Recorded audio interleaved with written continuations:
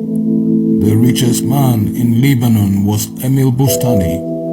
He built a grave for himself in a beautiful area on the coast of Beirut. He wanted to be buried in this grave after his death. He had a luxury yacht. While on a cruise one day, the yacht exploded and sank with him into the sea. The yacht was found, but without his remains. In effect, he couldn't be buried in the exquisite tomb he built for himself. One of Britain's wealthiest men was a Jew named Rod Tischler. He was so rich that sometimes the government borrowed from him. He had a vault the size of a room in his magnificent mansion where he kept his wealth.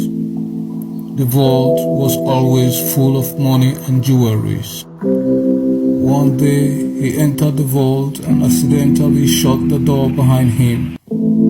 This door could only be opened from the outside and never within. He started shouting out loudly, but no one could hear his voice because the vault was 100% soundproof. He used to be someone who will be absent from home for weeks without notifying anyone, not even his family members. In effect, no one bothered to search for him when he was missing. They thought he must have traveled as usual. But he was locked in the vault. He kept on screaming until he became very hungry and thirsty. With a golden pick, he pierced his tongue, and with the blood gushing out of his wound, he wrote on the wall of the vault, "The richest man in the world, dying of hunger and thirst." He eventually died, and his body wasn't found out until several weeks later. Never forget that this world is a big accident and no one knows when, how, and where. No matter how rich or wealthy you are, never oppress anyone.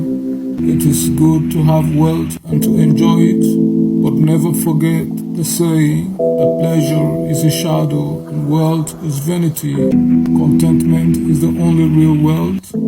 He who loses wealth loses much.